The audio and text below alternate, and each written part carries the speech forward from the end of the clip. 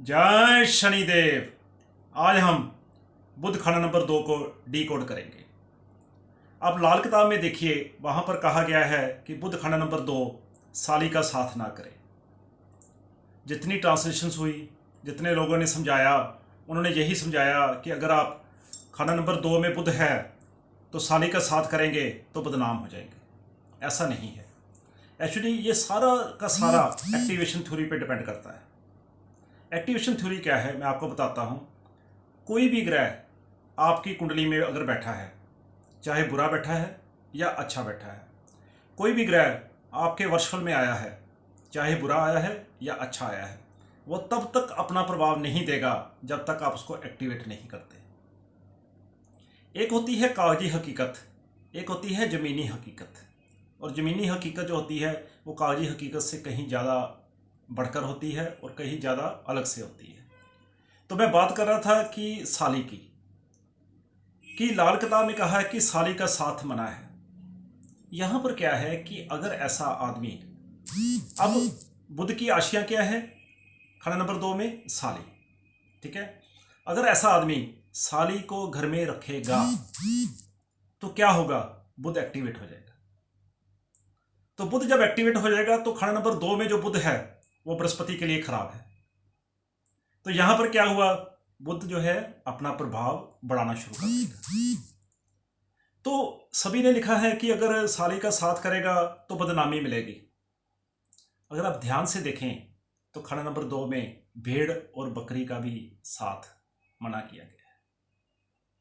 खंड नंबर 2 में जब बुध हो तो यहाँ पे हरे कपड़े डालना भी मना किया गया है। तो क्या भेड़ और बकरी साथ रखने से वो भी बदनामी मिल जाएगी? ऐसा नहीं है। एक्टिवेशन थ्योरी पे मैं चाहता हूं कि मैं ज़्यादा से ज़्यादा वीडियोस आपके आगे लेकर आऊं, क्योंकि अगर आपने एक्टिवेशन थ्योरी समझ ली तो समझिए आपने लाल किताब सारी समझ ली।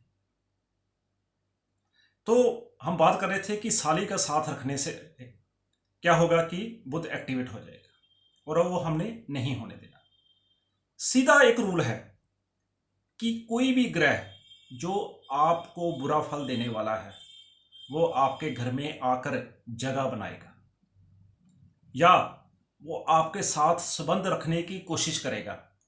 और जहां जहां ग्रह खराब फल दे रहा है, आपने उसको अपने पास जगह नहीं देनी। एक थ्योरी अगर आपने समझ ली तो समझो आपने सब कुछ समझ लिया। बुलाती है मगर जाने का नहीं। बस जब भी आप ज्योतिष पढ़ते हैं या ज्योतिष समझते हैं या पढ़ाते हैं तो उसमें एक चीज याद रखें कि बुलाती है मगर जाने का नहीं। बुरे ग्रहों का साथ नहीं करना है। तो खंड नंबर 2 बुध, यहां पर कहा गया है कि ऐसी लड़की जो लड़कों जैसे सिफ्त वाली हो, मतलब कहने का भाव है राजा। खंड नंबर 2 में बुध को राजा कहा गया है और इसीलिए कहा गया है राजयोग। क्यों नहीं होगा आप बताएं? बुध खंड नंबर 2 में हो और उसको शुक्र का साथ मिल जाए, और बुध और शुक्र तो आपको पता है सूर्य बनता है। जब भी दो ग्रह मिलते हैं एक नए ग्रह को जन्म देते हैं। जैसे पति और पत्नी मिलते हैं तो एक नया जीव दुनिया में आता है, इसी तरह बुध और शुक्र मिलकर सूर्य बनाते हैं, और सूर्य क्या है, राजा। तो इसीलिए खंड नंबर 2 में बुध को राजा कहा गया है। तो यहां पर बुध को खड़ा अंडा कहा गया है। अब खड़ा अंडा क्यों कहा गया है? खड़े अंडे की अगर आप ध्यान से देखें, अगर आप उसको ध्यान से वॉच करें और उसके बारे में ज़्यादा से ज़्यादा समझें, तो खड़े अंडे की एक खासियत होती है कि उसको तोड़ना इम्पॉसिबल है। इम्पॉसिबल। आप दुनिया की हर कोशिश करके देख लीजिए, खड़े अंडे को तोड़ नहीं सकते। और खंड नंबर 2 में बुध हो और वो खड़ा अंडा है और वो टूट जाएगा? इम्पॉसिबल। क्योंकि वो राजा है और राजा झुकता नहीं। खंड नंबर 2 बुध वाला जो होता है वो कभी लुढ़कता नहीं, ये याद रखिएगा। वो किसी के प्रभाव के अंडर नहीं आता। वो जब आप ये देखिए कि परमात्मा के दरबार में, शाह दे दरबार, वहाँ पे बैठा है वो, और ऐसे दरबार में बैठा है जहाँ पे जो भगवान है वो शाह बना देता है किसी को भी। तो भगवान के दरबार में बैठा है, मंदिर में बैठा है, खंड नंबर 2 मंदिर है, और बृहस्पति के घर में बैठा है, वहाँ पे बृहस्पति विराजमान है, वहाँ पे प्रवाह नहीं करता तो दुनिया की क्या प्रवाह करेगा। हाँ, वहाँ पर उसका एक दोस्त बैठा है और वो है शुक्र। खाना नंबर 2 शुक्र का भी है। तो आपको मैं याद दिला दूँ, बड़ी अच्छी बात, दुनिया, किस्मत और खुदा तीनों दुश्मन हो जाएं तो क्या, सिर मेरा झुक सकता नहीं यार तेरे कदमों के सिवा। तो खाना नंबर 2 दुनिया भी है, कुटुंब है। खाना नंबर 2 खुदा भी है, मंदिर है।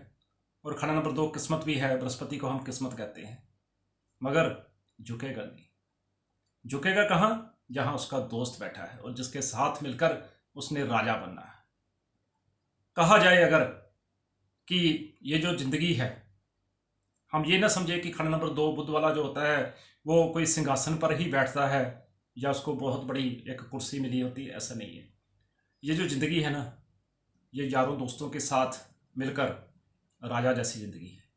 और अगर यार दोस्त ही ना मिले, अपना यार ही ना मिला, कहते ना कि एक तू ना मिला सारी दुनिया मिली भी तो क्या है, तो फिर काहे का राज। तो यहाँ पे शुक्र का साथ लेकर वो राज ही भोगता है। खाना नंबर 2 बुध। आपको याद होगा खाना नंबर 1 की मैंने जब बात की बुध की, तो मैंने कहा था कि मंगल यहाँ पर अच्छा प्रभाव नहीं, मैंने कहा राग मंदा, मगर यहाँ पर हम कहते हैं राग उम्दा। मंगल का साथ बहुत अच्छा। क्यों? रीजन, खाना नंबर 2 वाणी का है और बुध यहाँ पर मीठा मीठा बोलेगा। और कहते हैं पंजाबी में एक बड़ी अच्छी कहावत है कि रोटी खाओ शक्कर से और दुनिया लूटो मक्कर से। दुनिया जो राजा बनना है ना अगर, तो दुनिया जो जीती जाती है वो चालाकी से जीती जाती है। यहाँ पे मीठा मीठा बोल के वो क्या होगा, सबका दिल जीतेगा। और खाना नंबर 2 बुध, यहाँ पे कलम की निब भी कहा गया है। राजा है वो, जो लिख देगा ना उसको मिटाने वाला कोई नहीं है। खाना नंबर 2 वाला, उसके जो है कलम में इतनी ताकत होती है कि वो बड़े बड़ों को पीछे कर दे। और खाना नंबर 2 भी क्या कहा गया है कि मंगल का साथ अच्छा। क्यों? क्योंकि राजा के पास ना सेनापति हाथ जोड़कर खड़ा होता है और कलम में वो ताकत है जो मंगल सेनापति को भी झुका दे, जो तलवारों के सिर नीचे कर दे। वो खाना नंबर 2 बुध की जो है कलम में ताकत है। तो खाना नंबर 2 बुध जो, जैसा कि मैंने आपको बताया कि ये जो प्रॉपर्टीज लिए हुए हैं और बृहस्पति पिता पर भारी होता है, तो यहाँ पर कम से कम आप कोशिश करें कि आप बुध को एक्टिवेट कभी ना करें। ठीक है? तो जैसे मैंने बताया कि तोता ना पालें, बकरी ना पालें, भेड़ ना पालें।